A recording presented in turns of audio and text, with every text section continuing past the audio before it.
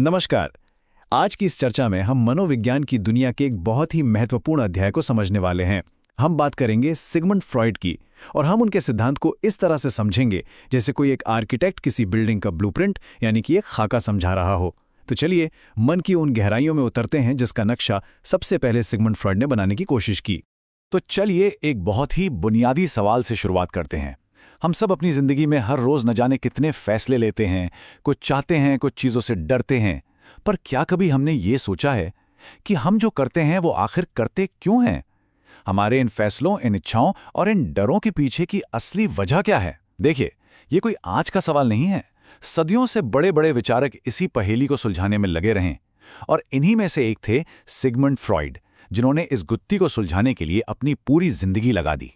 अब फ्रॉइड ने जो कहा वो उस समय के लिए आप समझिए एक धमाके जैसा था, एक बिल्कुल क्रांतिकारी, एक रेवोल्यूशनरी विचार। उन्होंने कहा कि देखिए, हम जो सोचते हैं कि हम अपने होशो हवास में फैसले ले रहे हैं वो पूरी सच्चाई नहीं है।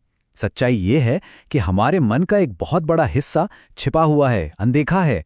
और यही छिपा हुआ हिस्सा, जिसे उन्होंने अवचेतन मन या अनकॉन्शियस माइंड कहा, असल में हमें कंट्रोल करता है। ये हमारे भीतर एक ऐसा विशाल समंदर है जिसकी लहरें हमारी जिंदगी की नाव को चलाती हैं। तो फ्राइड ही वो पहले वास्तुकार थे जिन्होंने हमें मन के इस छिपे हुए हिस्से का, इस अनजाने इलाके का नक्शा दिया। तो चलिए आज इस वास्तुकार के बनाए नक्शे को जरा और करीब से देखते हैं और समझने की कोशिश करते हैं कि हमारे मन के अंदर आखिर चल क्या रहा है। फ्राइड के दिए गए इस नक्शे का नाम है मनोविश्लेषण सिद्धांत, या जिसे हम अंग्रेजी में साइको एनालिसिस थ्योरी कहते हैं। अब ये सिर्फ एक किताबी सिद्धांत नहीं है, इसको एक लेंस की तरह समझिए। एक ऐसा चश्मा जिसे लगाकर हम अपने और दूसरों के व्यवहार के पीछे छिपे हुए कारणों को, छिपे हुए पैटर्न को देख सकते हैं। कई बार हम कुछ ऐसा कर जाते हैं या कह जाते हैं जिसका हमें खुद भी कारण समझ नहीं आता। फ्राइड के मुताबिक वो असल में हमारे उसी छिपे हुए यानी कि अवचेतन मन की आवाज हो सकती है।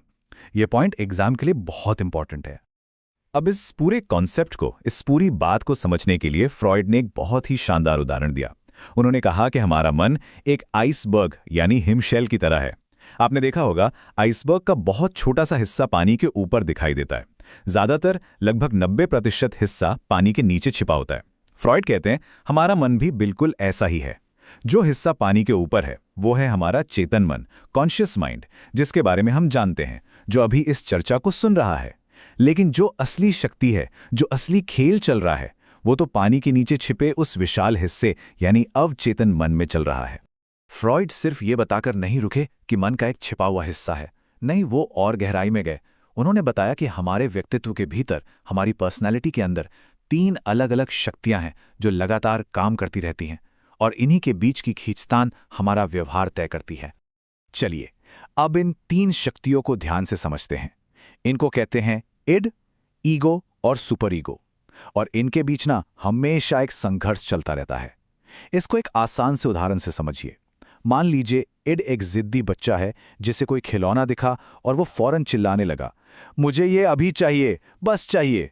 उसे सही गलत दुनियादारी से कोई मतलब नहीं, उसे बस सुख चाहिए। वहीं सुपर ईगो हमारे अंदर का एक सख्त जज है। वो समाज और नैतिकता के नियम याद दिलाता है। वो कहेगा, नहीं ये गलत है, ऐसे जिद नहीं करते। अब इन दोनों के बीच में फंस जाता है हमारा ईगो।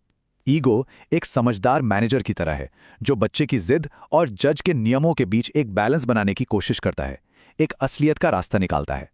वो शायद कहेगा, ठीक है, हमें खिलौना तब लेंगे जब हमारे पास पैसे होंगे। तो ईगो का काम है वास्तविकता के सिद्धांत पर काम करना और इन दोनों के बीच संतुलन बनाना। फ्राइड यहीं पर एक और बहुत दिलचस्प विचार सामने लाते हैं। वो कहते हैं कि हमारा जो व्यक्तित्व है, हमारी जो पर्सनालिटी है, वो हमें जन्म से ऐसी ही नहीं मिलती, बल्कि वो धीरे धीरे बनती है, ठीक वैसे ही जैसे ईंट पर ईंट रखकर एक इमारत बनती है। और ये निर्माण बचपन के कुछ खास चरणों, कुछ खास स्टेजेस में होता है। फ्रॉइड ने इन चरणों को मनोलैंगिक विकास की अवस्थाएं या साइकोसेक्सुअल स्टेजेस ऑफ डेवलपमेंट कहा। ये कुल 5 हैं। इनको क्रम से याद रखना एग्जाम के लिए बहुत जरूरी है। पहला है मौखिक चरण, जन्म से 1 साल तक, जब बच्चे के लिए सुख का केंद्र उसका मुंह होता है।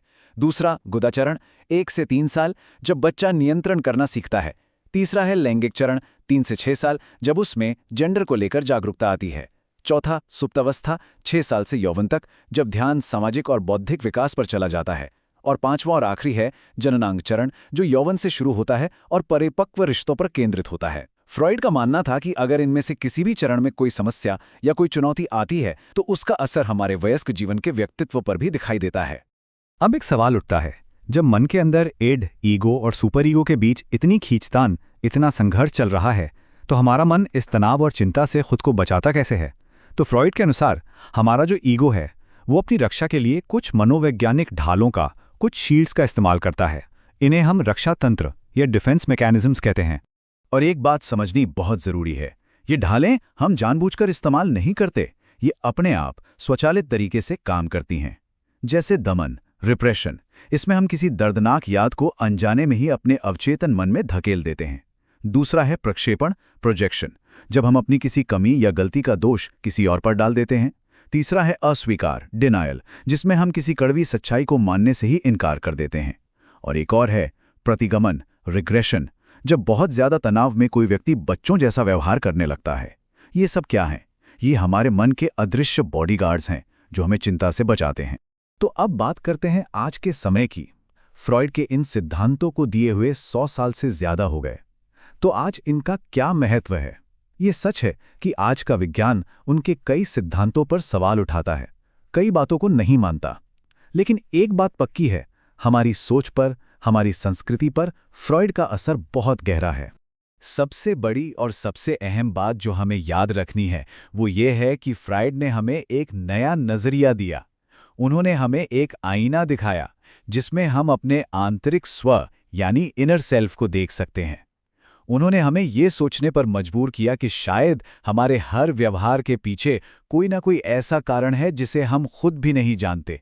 भले ही उनके सिद्धांत विवादास्पद हों, पर उन्होंने मनोविज्ञान और हमारे खुद को देखने के तरीके को हमेशा के लिए बदल कर रख दिया। तो इस पूरी चर्चा के अंत में मैं एक सवाल छोड़कर जा रहा हूं। क्या हम सच में अपनी जिंदगी की गाड़ी के ड्राइवर हैं, या फिर हमारे भीतर कोई छिपा हुआ स्क्रिप्ट राइटर बैठा है जो चुपचाप हमारी कहानी लिख रहा है? इस पर सोचिएगा जरूर।